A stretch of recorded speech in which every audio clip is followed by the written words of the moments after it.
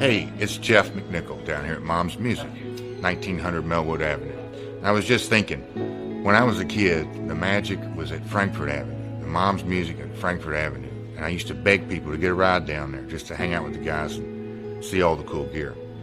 Now that I'm the owner of this store, it's like a dream come true. We're recreating the magic with the vibe that we used to have at the old store. We're carrying all the gear that you're going to possibly want. We're giving you the outstanding service and personal attention that you deserve.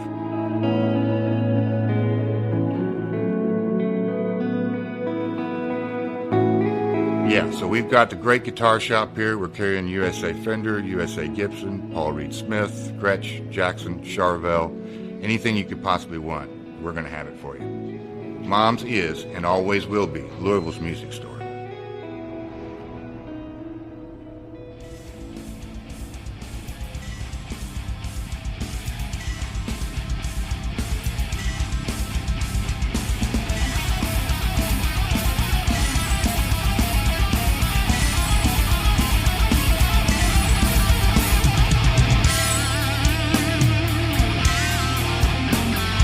Thank you for tuning into the Metal Forge. I am Mark Jackson and I am your host. The premise of the show is pretty simple.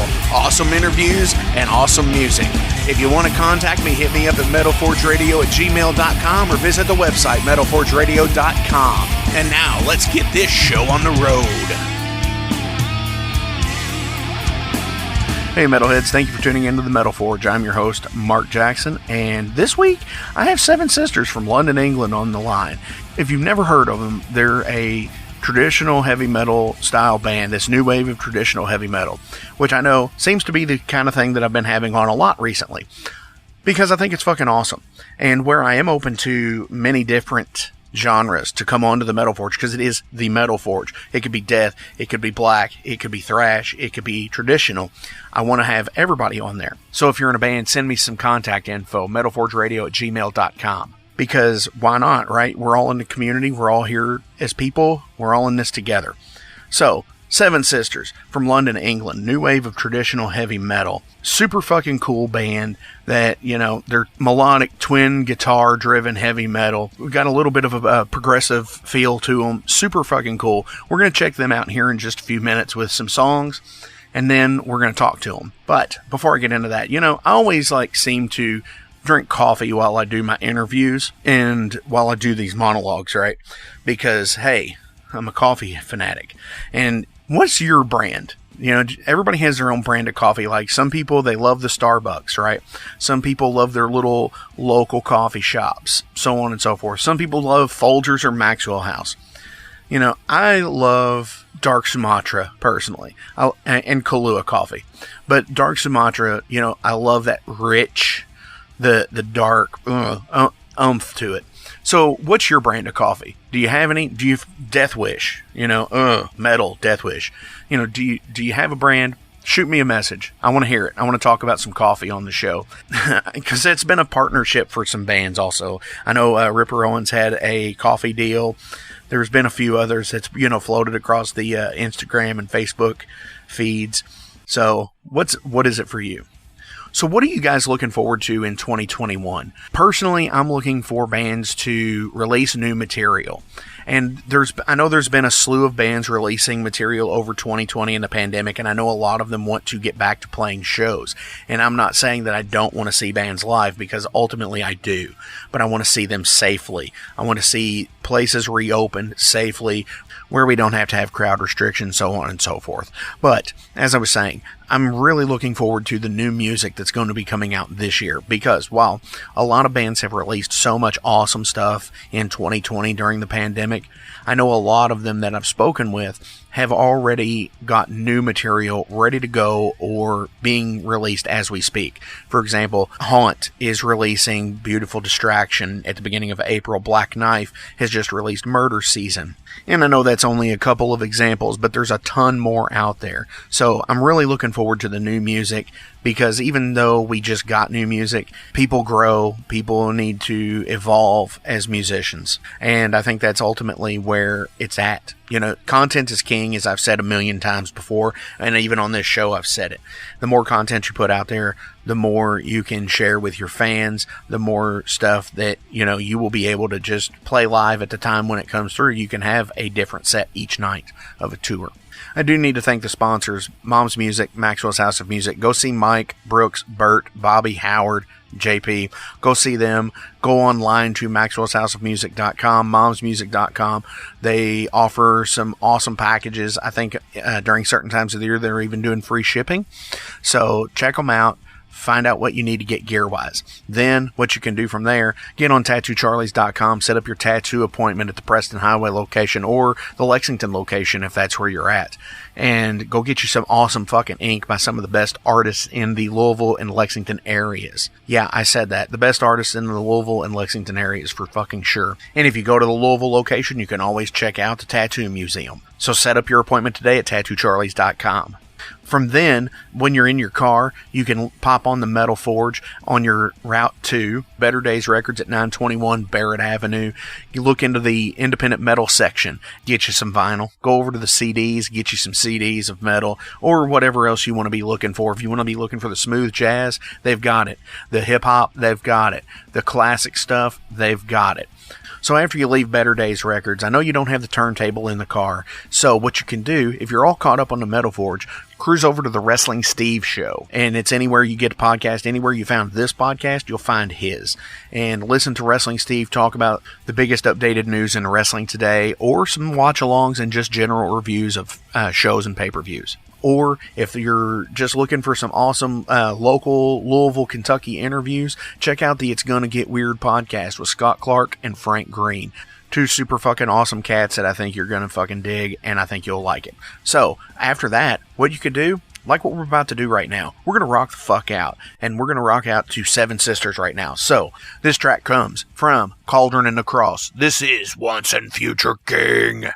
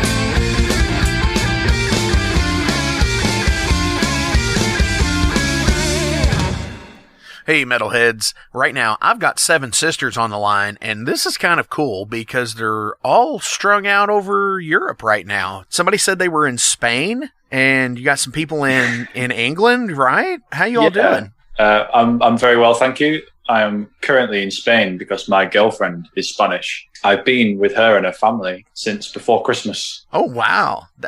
So, yeah, we've been out here for a little while now. A little bit longer than I intended to be, actually, but we're making the best of it anyway. Definitely. So, give everybody a rundown. Who's with me today? Cool. Well, I'm Kyle, and I am the singer and the guitarist of Seven Sisters, and I am currently stuck in Spain.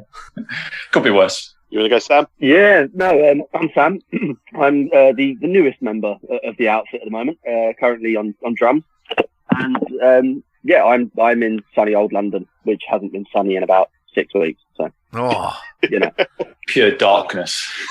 Pretty much. I mean, I wake up, I look out the window, and I feel like I'm blind. Oh, wow. I'm Gaz, bassist. I've been rolling with Seven Sisters from when did I join? It was about 20. Nearly 3 years now. Yeah. Oh, wow. Yeah. Yeah. It's gone back quickly, that. I know, right? It's been playing bass for ever many years and stuck in London with Sam. Right on.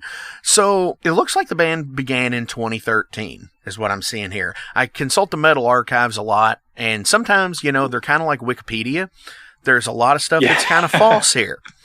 So it looks like here you all have been around since 2013, of course, with some member changes here and there. Walk everybody through the story of Seven Sisters. Cool. Well, I'll take this one because I'm the only original member here at the moment.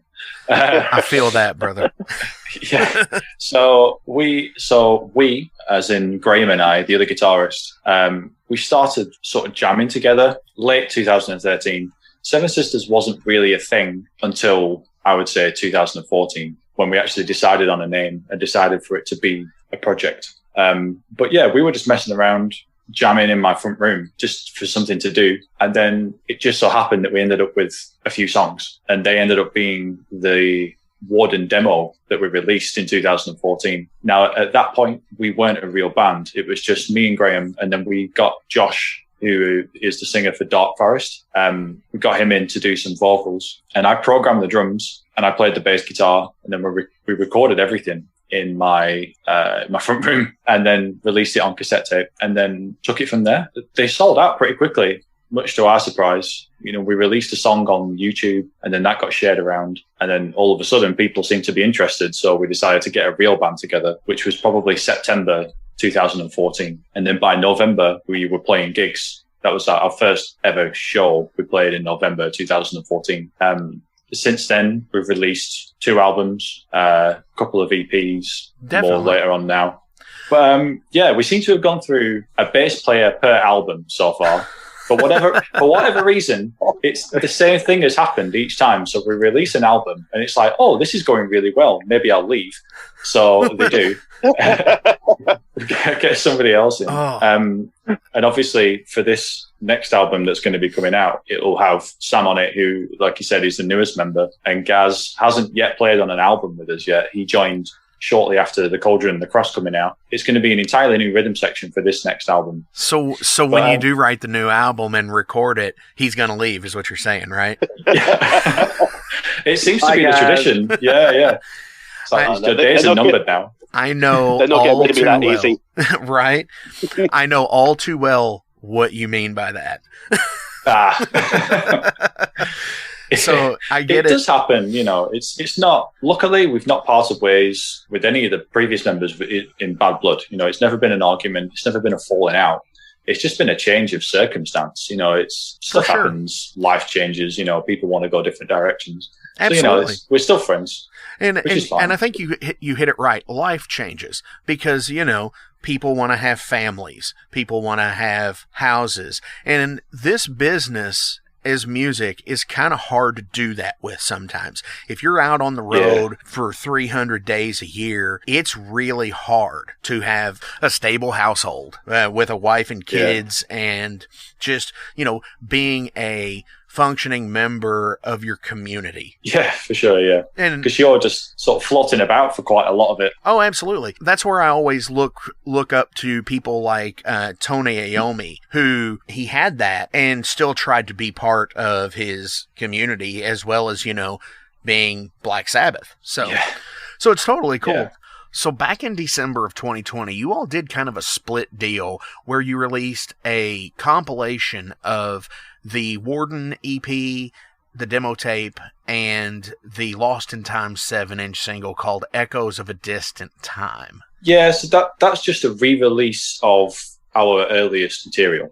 We released that, sort of 5-6 years ago now. So people were asking if they could get it on physical copy. The only releases we ever did of those were very limited numbers of cassette tapes and the 7-inch single, which was Lost in Time. We never released it on anything else. Right.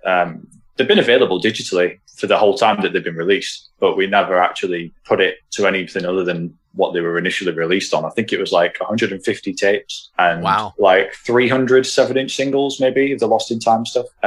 So yeah, that was more just a thing for fans that had discovered us later and perhaps wanted to own that on a physical copy. I remastered them slightly just to make the audio a little bit better because they weren't recorded in the best circumstances, and also make it a bit more appropriate for vinyl because it has to be mastered in a particular way. Definitely. But yeah, that's just old material. There's nothing new there, but it was more like a service to the fans, really, so they could own those old songs on a physical copy. For sure. And it looks like it done extremely well because you can only get the digital copy yet again. Yeah. We're extremely fortunate to have like a very passionate fan base, and they really support us in pretty much everything we do, even like the weird stuff, which is like the acoustic EP that we did not so long ago. And, to help raise some money for a venue that's very close to us in terms of location and also part of the history of Seven Sisters. I put together like some 8-bit retro video game style versions of our songs. Definitely. Just as a digital EP to raise some money. And, we did £250, I think it was, in like 24 hours, which is great. Wow. So yeah, we're pretty lucky to have fans that will buy our stuff. Which is 8 bits and smash hits as you're talking about. Yeah. That one is Graham's idea, that title. He's not there. He's not here to claim the victory on that one, but yeah. But it works. It is my favorite cover art, though. It is very good. Yeah. Anybody who is a fan of classic, now it's called retro gaming, you should really check this out because it's super fucking cool. Yeah. I like the fact that there are no like eyes or nose or mouth on any of the characters, just like if you were playing an NES game. They're just kind of this blank face. Yeah, totally, yeah. What was the genesis behind that? Some fair distinguishing features. Right. Yeah, the goatee and the mustache and the glasses.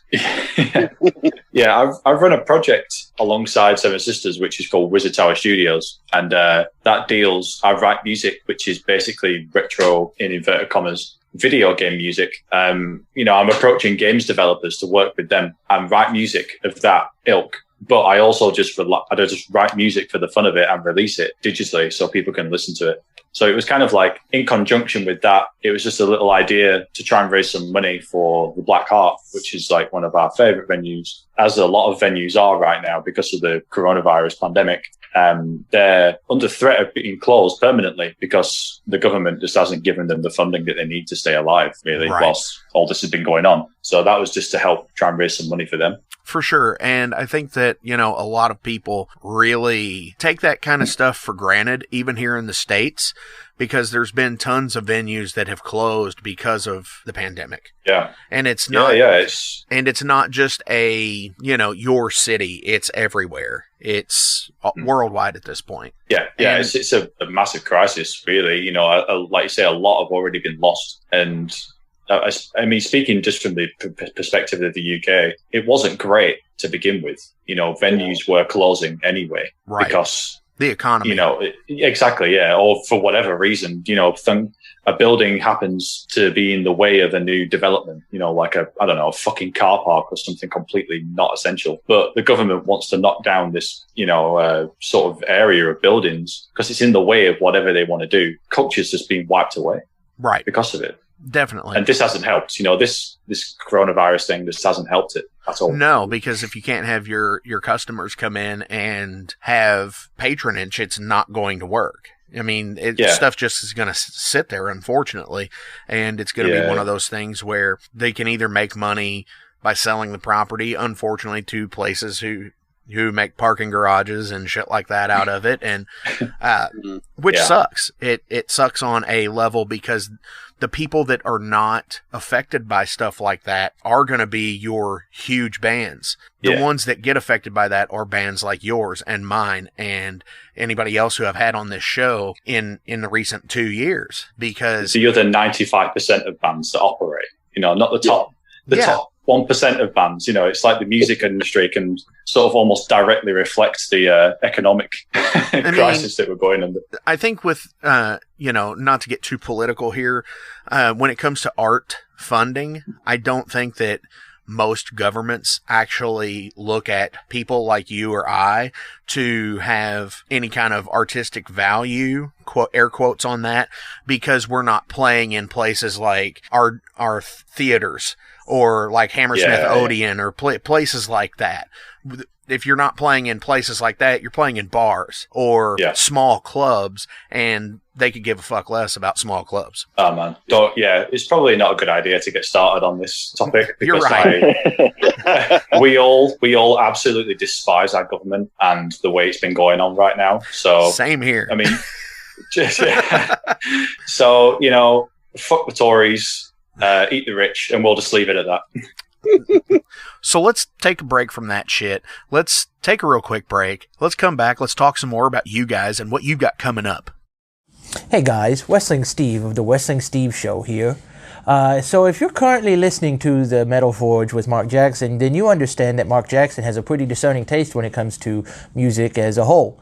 You'll also understand that he has a discerning taste for professional wrestling, just like me. My show is called the Wrestling Steve Show. I talk about modern and classic pro wrestling in a completely unbiased, unfiltered way. Be sure to check me out on all available podcasting platforms. That is the Wrestling Steve Show, and I am the host, Wrestling Steve.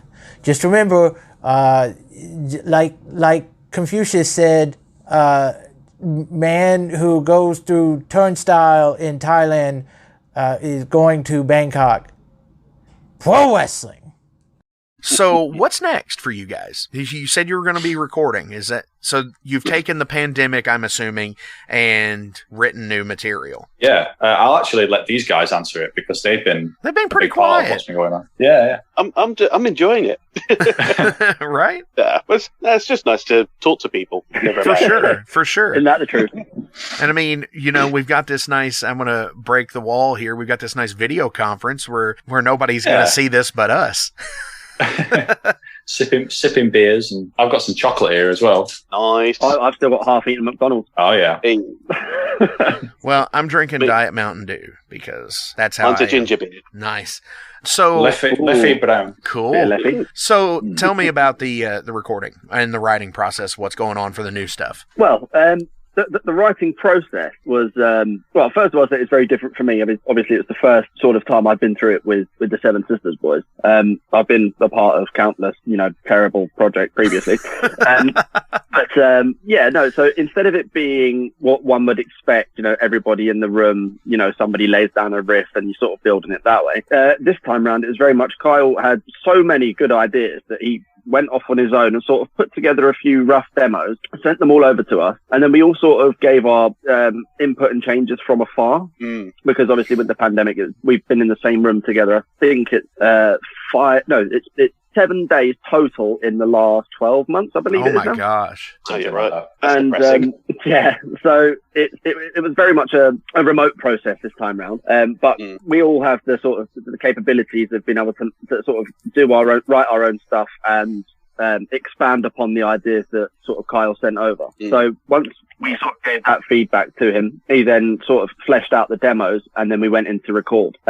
But the difference being, I recorded the drums completely remotely. I went into the studio, Signal House Studios, my good friend Tim, and we smashed out all the drums for the album in 4 days, then did the edits in the 5th, and I sent those over, and then it was left to the other boys. Guys, want to talk them through all the other good fun stuff? Yeah, I think it was. I think once all that was done, I suppose the good thing about what we did, I know Kyle was saying about recording the Warden in your front room, and then we sort of like upgraded to the garage for this one. Yeah, this has been a very much a DIY process again. But at the same time, though, I think it's been like, I don't know about you guys, but it's a much smoother process because because there wasn't like studio time booked, or apart from the drums, obviously. Apart when it comes to recording, because there's no studio time or anything like that, there's no pressure to cram everything or sort of make cut here and there to potential ideas. If we wanted to do something, let's see if we can throw it in, and we did. Once all the drums were laid down, we all sort of migrated up north at the time to the garage to lay down some tracks, just sort of when the hotels were still open, just sort of crashed there for about how long were we up there? Was it a week? 5 days. It wasn't even that, yeah. It was 5 days. So yeah. Once Sam sent the drums, Sam and Tim had finished with the drums. They sent them to me, just like the stems, the unpolished sort of stems. And then I started the recording process, just whatever I could do on my own in my bedroom. Luckily, I've got some pretty good recording equipment. So it's all, apart from the drums, it's all been recorded either, by me or, me recording the guys in my garage. But it still sounds, pretty pro, I think, by the end of it. Yeah, I just did whatever I could by myself. And then we organized, like you say, 5 days where the other guys came up, Graham, Gaz and Sam. They stayed in hotels. We recorded in my garage and then just recorded all the parts. Like, Gaz played all the bass parts, Graham all his parts. And then we had like a day left where we could listen and maybe mix some final tweaks. And then I've mixed it myself and we sent it off somewhere to... The whole thing's done, by the way. We're talking in past tense because we've finished this entire process now. Oh, wow. The mastering has finished. We're just waiting on some final things from the record label. They need to pay the mastering engineer and then we'll get the final files and that's it. And then we can start announcing things and get the ball rolling on the promotion. So yeah, this has all been done. We're just waiting now for other people to pull the finger out, basically. Definitely.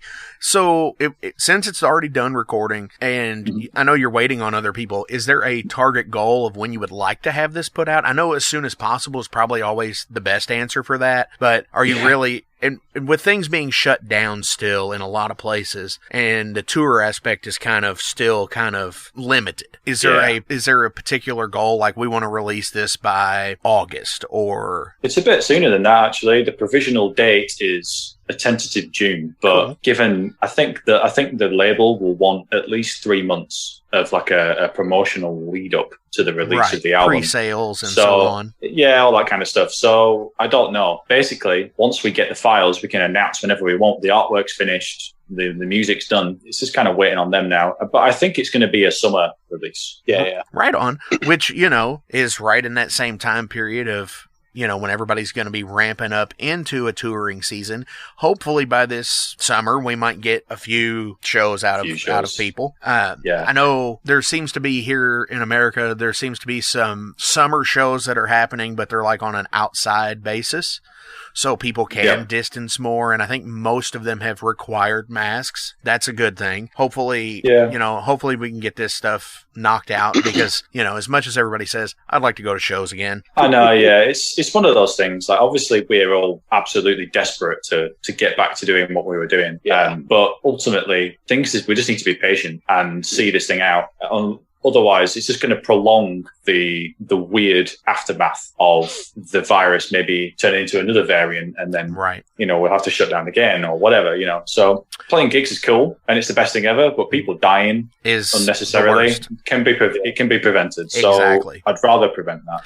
I agree with you 100%. With the way things are going now and the way our government's talking, venues will be open again in the summer. So if that does actually go ahead, we might be able to play, a show in the UK as like an album release show later on in the year once things have calmed down. I don't think we're going to be doing any touring for sure and I think that's what a lot of people have decided, that they're not going to try and do any. I know there's people out there that are really trying, especially here in the States, which is kind of it's like, why would you do that kind of thing? To me it is anyways. But I think the one-off show, I think it adds a little bit more allure to being a musician anymore, because what I'm saying by that is the overexposure of being a musician can kind of really be a thing. So, well, people will be more up for it, I guess. I think it'd be interesting to see what it does sort of like in the UK, because we don't really have much in the way like of outdoor venues, and we don't really have much in the way of sort of like the medium-sized festivals, as it were. So I think it's going to take a lot longer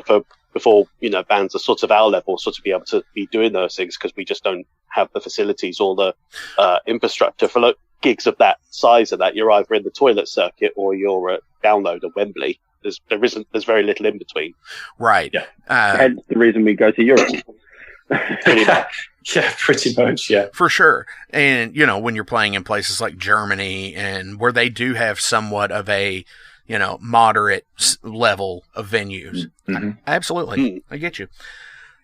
All right, I'm going to shift gears here. This is a part of the show where I'm going to start asking you guys some general profile questions about you, because I like to find out what makes people tick. Cool. Do you believe in the paranormal? Ghosts, Sasquatch, stuff like that? I'm going to take a hard no on that one. A hard no? Nope. No possibility of anything. They do not exist. No Loch Ness Monster? Poor Nessie. Yeah, no. I think the closest thing you're going to get to the Loch Ness Monster is somebody throws a nice big, blood sausage straight into the water themselves. A lob of haggis. Nice. Hey. Paranormal. Well, does the aliens come under that? Yes, absolutely. Yeah, because I absolutely believe that intelligent life exists elsewhere in the universe. Just not here. Well, definitely not on this planet. That's for fucking sure. But that doesn't sound paranormal to me, because it's more of averages, isn't it? But that's kind of where I'm coming from. Yeah, the probability of something existing elsewhere is just, given the size of the universe. Definitely. Yeah, stuff like aliens, yeah. Stuff like ghosts, nah. Right on. See, that's what I'm with you guys. Aliens, 100%. Everything else, not a chance. Definitely. Okay. What's your most embarrassing moment? Ooh. I mean, I've had too many, really. Do we keep it band related, or you can do whichever? If your most embarrassing moment is your pants falling down in high school, you tell me that. Or if it's on stage. I did shit my pants on the way back from school once. Oh. Yeah, I don't know why, but I just decided. Well, I needed a shit about halfway through the day, and I was really clenching by the time school finished. And I had about a 20-minute walk home, which was all downhill. And then I stopped twice because I thought I might actually dare to take a shit in the outdoors and just wipe my arse with a leaf. I was that desperate. And then it all went downhill. And then I decided not to. And then I got home. I kid you not. I knocked on the door. My mum just about to unlock the door, and that's it. My bowels just gave way. Ooh. Gutted. So close yet so far. But following on from that, mine is probably yours. Only I risked the shit outside. It's on my way between the GP and the gym, and my stomach just went. I found a bush in a nice residential area, all gated and all, and I went to the gym with one less sock. Nice. But I must say, I'm proud to announce that I'm the only member of Seven Sisters that can keep my bowel in check. Hey. This time, yeah. My most embarrassing moment, probably, and it is music related because it seems that my whole life really is. It's the first time I was learning to play with backing tracks and click tracks on stage, and I went completely out. Yeah, I was playing. Me and the rest of the band were playing part of a song, and then suddenly the chorus effects all came on halfway through a verse. And I just sort of, no. Wow. It didn't go well. No, definitely not. Definitely not. With isolation and the pandemic and everything, are you learning any new skills? Yeah. Well, I've taught myself how to do pixel art, like for all the artwork for the Seven Sisters EP cover and things. That was all me, so that's a new skill that I've taught myself. Pixel art. And I've been learning how to make guitar pedals as well. So basic electronics. I've So, yeah. learned how to change nappies. Yeah. Sam's a dad and Ah. a new dad now. Well, old and new at the same time. Yep. Nice. What have you learned, Gaz? I'm learning. I'm nothing yet. I'm starting. Nothing yet. What was your first concert? Iron Maiden 2003. Nice. That's a good one. Nice. That's a good first concert. Yeah. That's I not, know, that's not getting unfortunately- topped in this conversation. I saw my first concert was Roger Waters playing at the Manchester Evening Arena. I don't know what year it was, but it was, Roger Waters and his band playing Pink Floyd, like old Pink Floyd stuff. Right. So that was pretty cool, actually, thinking back on it. So, yeah, I think that's like my first real concert was Roger Waters. See, funny enough, my first one, my mum surprised me with tickets and took me to go and see Nickelback. Oh, yeah. But to this day, Right on. to this day, no band that I've seen live, and that includes the greats like Maiden, Rammstein, any of them, none of them have had a better guitar tone. Right. Yeah. Yeah. That's going to cause some. You know, You know me? Chris Natalini from Blood Feast actually said that too. That he said that they were one of the best shows that he had ever seen. It's Definitely something I up hear regularly, actually, about Nickelback. I hate them or love them or loathe them. I think they've been around for so long. Right. They must be doing something right. Right, because I believe they started like when they were like small tour level. It was probably around 96, 97. So they've been around for over 20 years at this point. So Yeah, man. other than music, what do you invest too much time into? Call of Duty Warzone. Trying not to shit my pants outside. That got him good. Ugh, about choked on my Mountain Dew there. Oh, mate. I also play too many computer games. Yeah, definitely. Yeah, Warzone's just taken over my life since lockdown started a year ago. Right on. Probably work. Work. Yeah, I get that a lot. Yeah. My work life is definitely a number one answer in that. Yeah. Mm-hmm. Are you currently reading anything? No, Just finished actually, for the reading. first time in a while. I've just finished reading Slaughterhouse 5 by Kurt Vonnegut, Right. which is awesome. It's about the bombing of Dresden. Oh, jeez. So, yeah. Some light reading there. It's like, it's funny, but in that sort of dark humor, Kurt Vonnegut, sarcastic way. So, yeah, It's a pretty horrific subject, but the way he does it, you do actually laugh out loud in some parts. He's one of my favorite authors. He's fantastic. For sure. Yeah, honestly, I haven't read anything in ages other than sort of Zoom tutorial. Wow. Nice. Yeah, it's the first time in quite a long time that I actually am not in the process of reading something.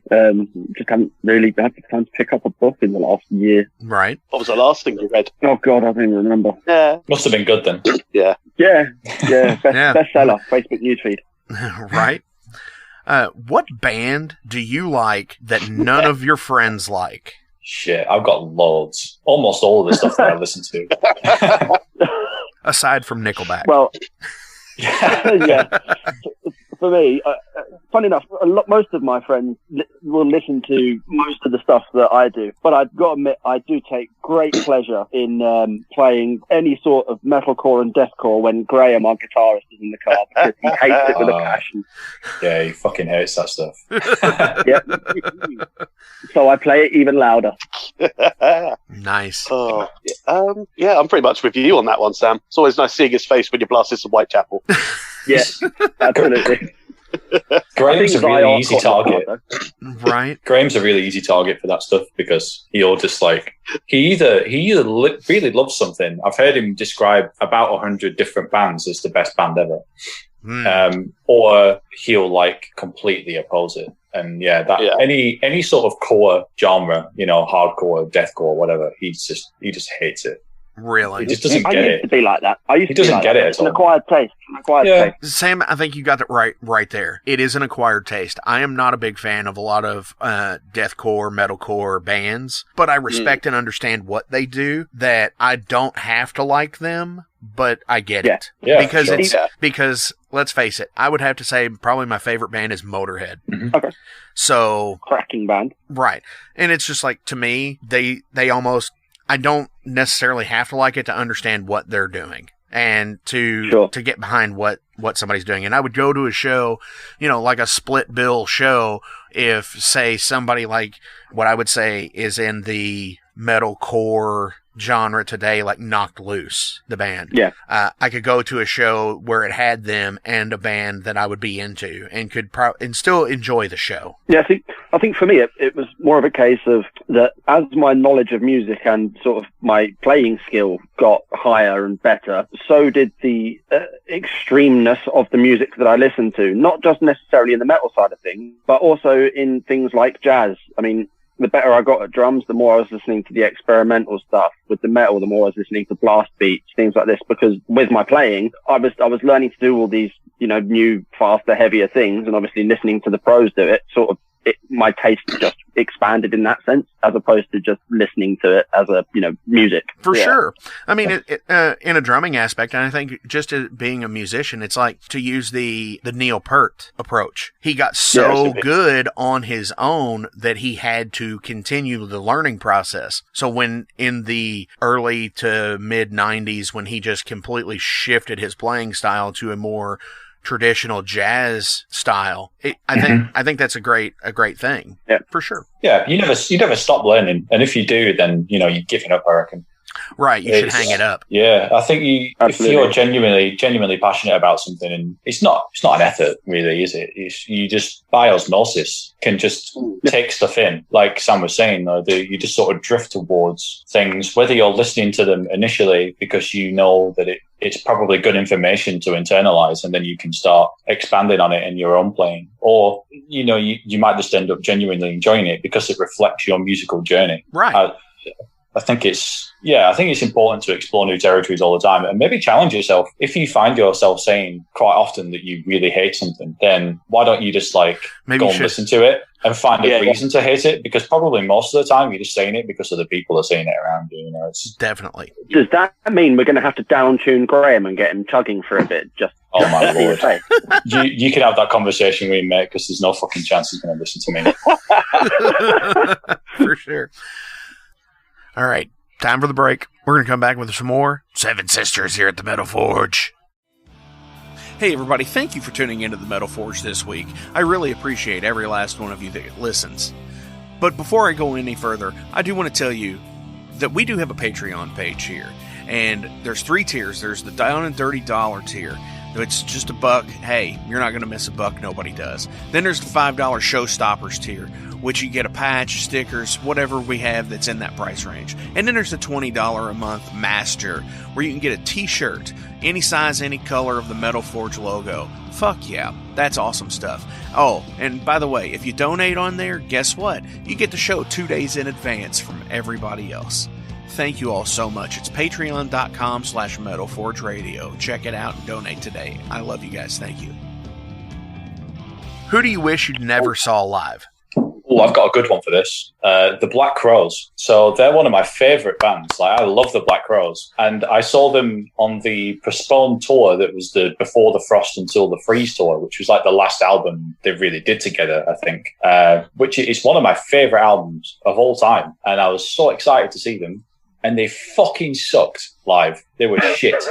No. I was so upset. I've been waiting for 3 years to see them because of this ticket that I got and this tour that was postponed and whatever. And then I saw them and they sucked. And it's oh man, I should have just left the mystery there. It's for me to. Yeah, I was really upset about that. I get it. So yeah, fuck you, Black Crowes. I get it. I've never had a band that I've watched be so disappointing that I regret seeing them. I mean, there have been some that don't necessarily live completely up to the hype, but it's always been an experience in a sense. I get that.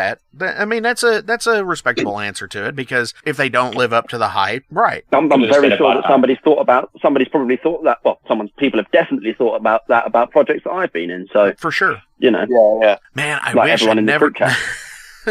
I wasted my $5. No. You owe me that half an hour that you just took up right. my life.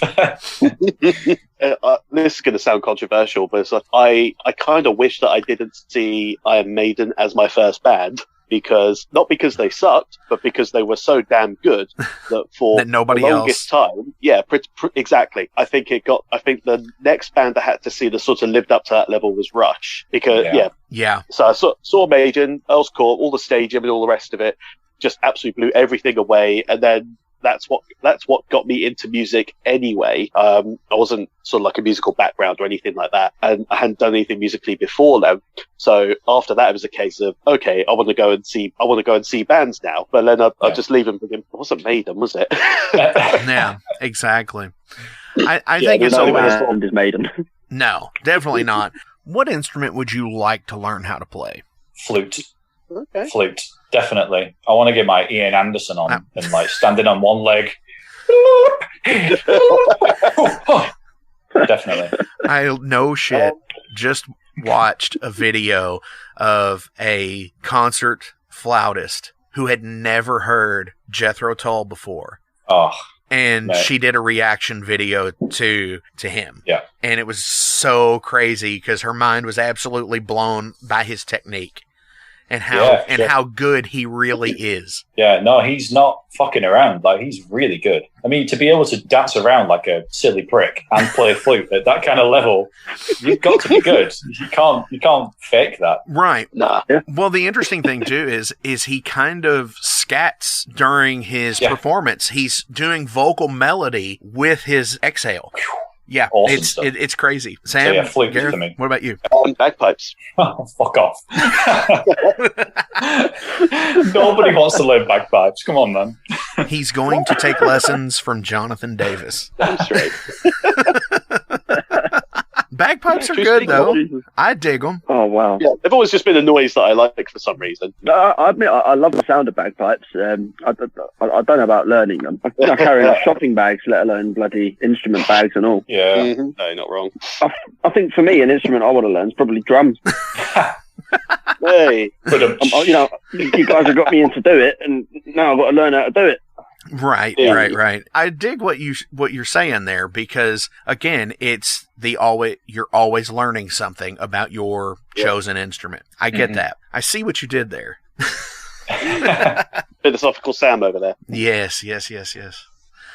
What food can you not stand? I'm going to preface this by saying I'm quite possibly the only Greek person on the planet with this opinion. Please don't say you don't like Greek. For the love of me, say I fucking hate olives. I can't do it. I was having a nice evening until that. Oh. I'm tempted to get. I want to get some olives now just to piss you off. That's right. You get me olives, I'll get Graham some metalcore. It's the gift that keeps on giving. We love it. We really do. We do, yeah. That's what he gets for not showing up, right? Right. Exactly. That's what you get for having a family thing to do today. Yeah. He's a savage in real life, so he can take it and dish it. So it's all good. Yeah. Right. He gives just as good as he gets. Yeah. He does.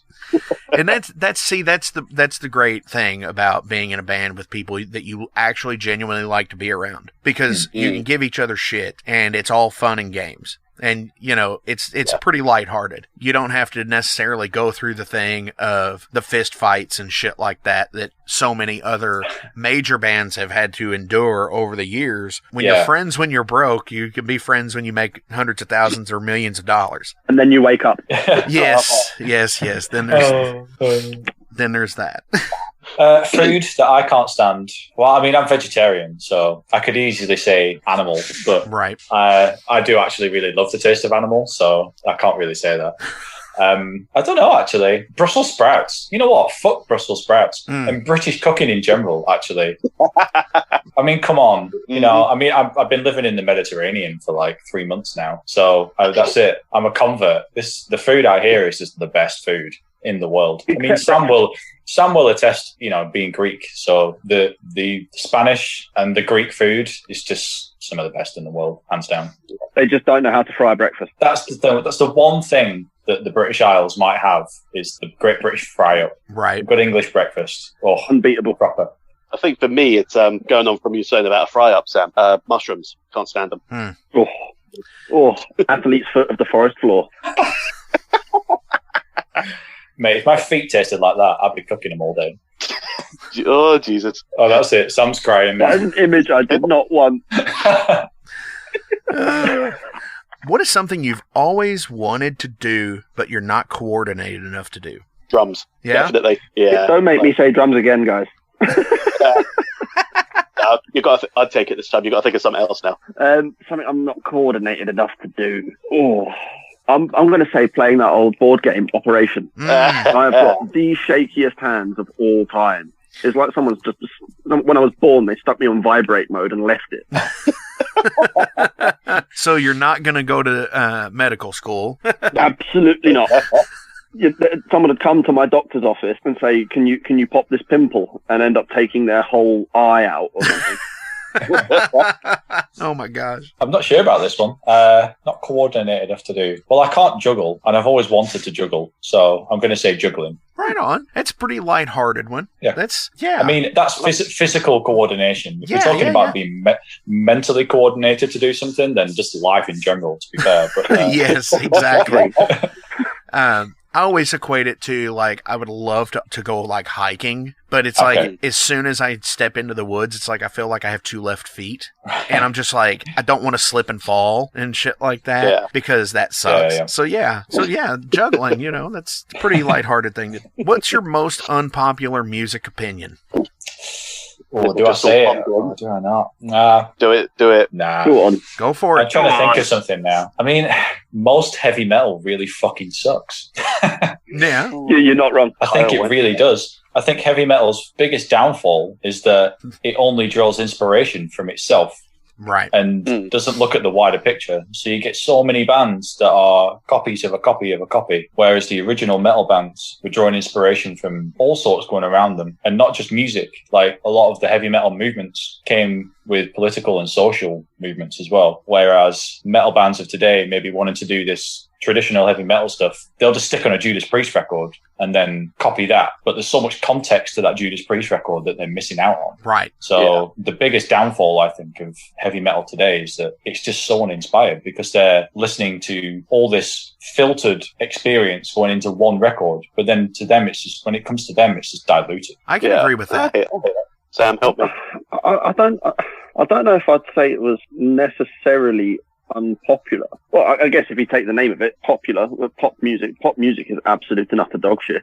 No, you're right. I'm not discrediting that For at all. For me, it's a case of you switch on the radio and then you switch off the radio. Right, because there's just there's no interest at that point. Not to a lot of people who are into metal. I don't think it's not even necessarily metal. It's anyone that's into any form of music in a substantial way. If you're the type of person that doesn't really have music in your time off, and you just listen to it when the radio comes on in the car or something, it's fine. But for everybody else that listens to their own style of music, whatever it may be, when you turn on the radio and you hear every song is built with 4 chords, and it's always a regular tempo, and it's always the same structure. It's just boring. Right. There's no creativity in it anymore. I mean, I remember reading somewhere that Sia wrote one of her biggest hits in 15 minutes. I'm sorry, but come on now, you've written the same song about 8 times, all in 15 minutes. How long did it take us to write our album or whatever? If you knock out a song in 15 minutes. Too fucking long. Right. If I could write an album in 15 minutes, I'd be laughing. On the note there with what you were saying, Sam, is a 15-minute song was probably the biggest hit. A lot of people would contest that with saying Paranoid, which was notably written in 10 minutes and became the biggest hit of that album. That they even named the album after that. But when you get down to it, who's going to have the longer career? Who's going to have the most longevity out of their respective 10 or 15-minute writing session of a biggest hit?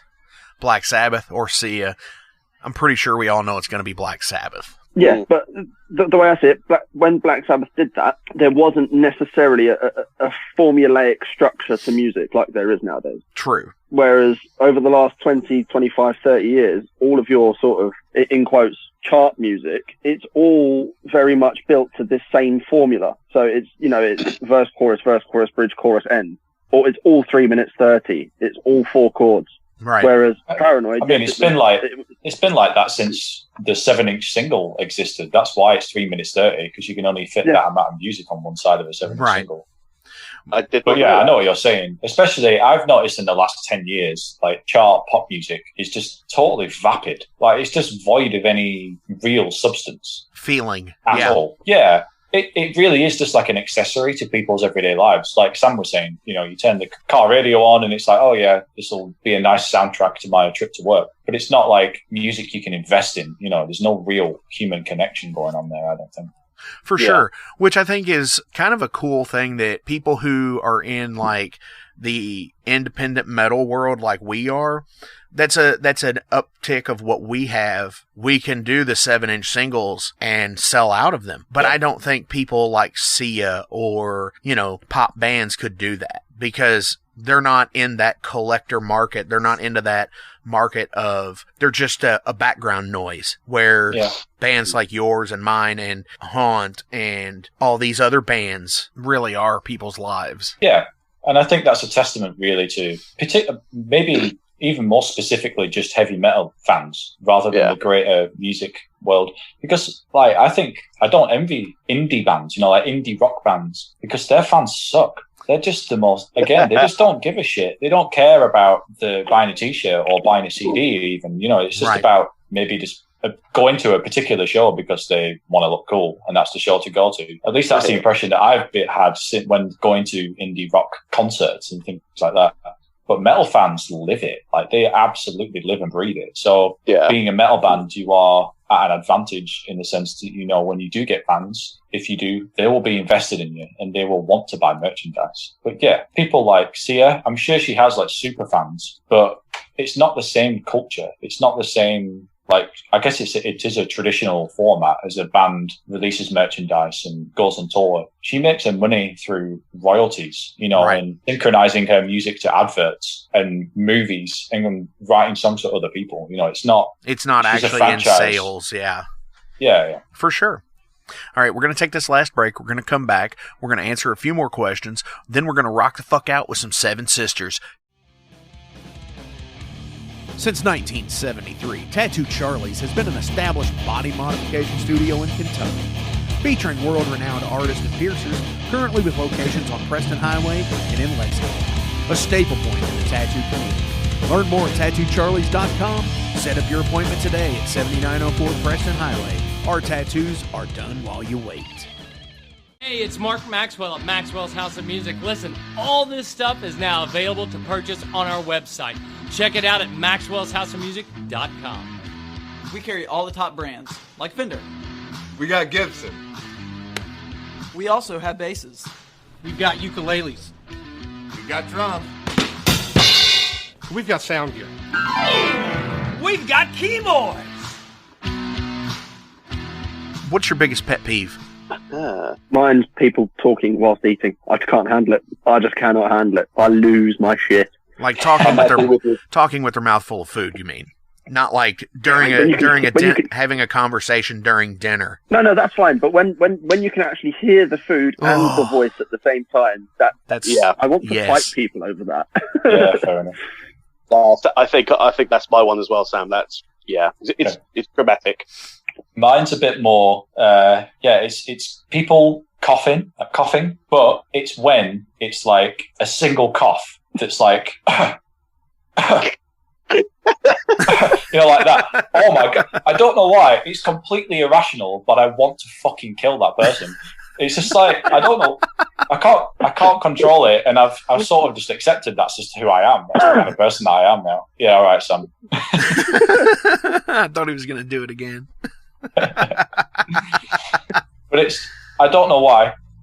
There's no rational explanation for it. Maybe I'm just a complete fucking sociopath, but that's mine. For sure. If you followed your dreams as a child, what would you be doing right now?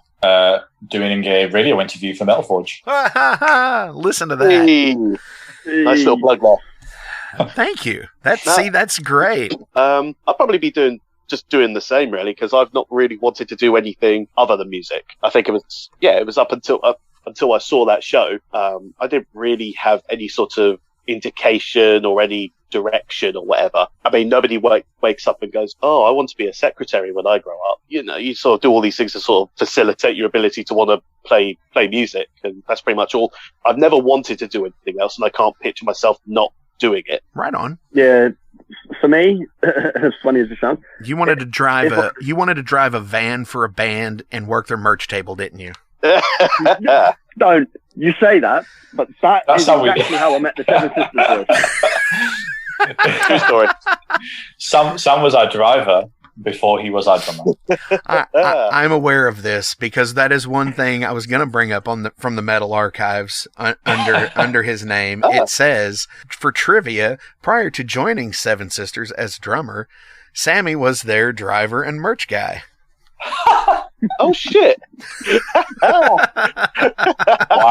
they really do go into detail on that website. Don't Sometimes they I don't know how they found that out. Well, I mean, we must have posted it on social media somewhere. Yeah. To be fair, they had me up as a member of Seven Sisters. I think it was something like within 7 minutes of the announcement going out on Facebook. It was really fast, actually. Yeah, it was on it. It was scary fast, actually. I'll be honest. That is I could be wrong, though. To this date, though, I don't think they've updated the profile picture for us yet. No. Apparently, my name is Sam, but I look like Steve. Oh, of course. Yes, the profile picture is not updated yet. I'm looking at it right now. Metal Archives. Come on, you're better than this. Right. We'll have to. If anybody on there listens to the show, which wait until this comes out. Yeah, we'll get it. We'll get them going. As always, links to Seven Sisters will be in the description below. Facebook, Instagram, Bandcamp, official links, so on and so forth. Click those links below. Support these guys because they're fucking awesome. And do you have any shout-outs you want to give before we leave today? Yeah. Shout out to, you mentioned him briefly, but Trevor from Home. He's just our guy. We absolutely love him. Trevor and I talk on a regular basis. So, yeah. He's a super cool dude. Yeah, he's the guy. He's the man. He was tour dad. When we did our tour with them, he was tour dad. For sure. Obviously, shout out to Graham for not being here, but still being the loves of our life. Love you, my dude. Yeah. Actually, just probably a bit of official business after all that candid chat, but our album will be coming out this summer, and I suppose we can tell you the name of it. It's going to be called Shadow of a Falling Star, Part 1, and it's going to be the first album in a 2-part series. And it'll be out this summer on Dissonance Records, or Dissonance Productions, I suppose they're called. And we'll be announcing more of it later, like pretty soon, I'm hoping, within the week or within 2 weeks at least. Nice. So you got the exclusive album title on today's show. Hell Shadow yeah. of a Fallen Star. Part 1. Mysterious. Seven Sisters do space. We're going to space now. See, now is where you don't release the next album is part 2. You make people wait. Yeah. You make them wait. Man. Yeah. Hot twist. Gareth, Sam, any shout-outs you would like to give? My shout-out to the Border Patrol going into Switzerland. Oh, yeah. Fuck you, Switzerland. No, the fans were great. The Border Patrol, shite. No. Nice. I'd say my shout out goes to the Conservative Party and their excellent handling of said pandemic, and loving them for giving us all the funding that we ever could have wanted or needed. Bravo, cunt. Fuck the Tory cunts. Fuck them all. They're all crooked bastards. Very much. Slow sarcastic clap. Okay. Rapid fire. Final question. What album changed your life? Master of Puppets. Dance of Death. Number of the Beast. Nice. Wow. Guys, thank you so much for coming on the show this week. It's been super fun. It's been fucking killer and awesome. I dig it. Looking forward to the new stuff coming out this summer. Hell yeah. From Dissonance Recording. What do you guys want me to play out for you guys today? I'll let these guys decide. You choose. Okay. Cauldron of the Cross, Part 2. Oh. Yeah. Fully seconded. Absolutely. Yep. Number 2. All right, this is Cauldron of the Cross Part 2, and I hope you want to stick around because this is a long one. Jam out.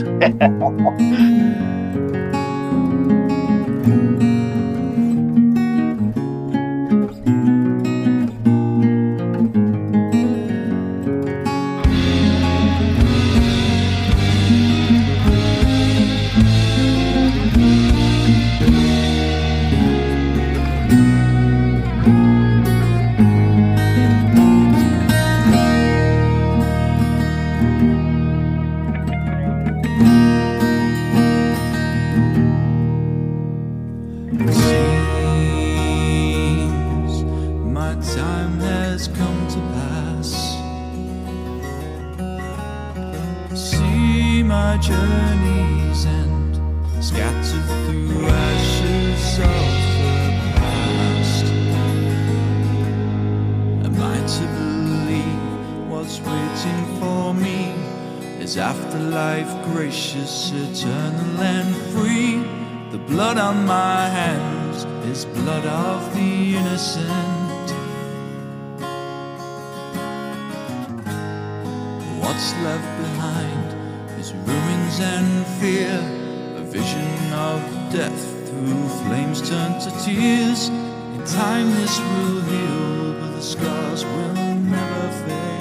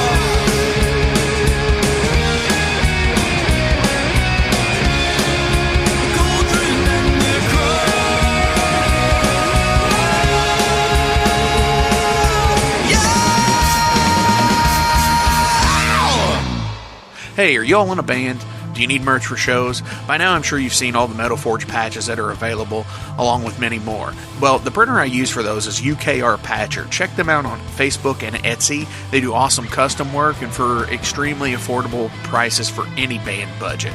Check them out, UKR Patcher on Facebook and Etsy.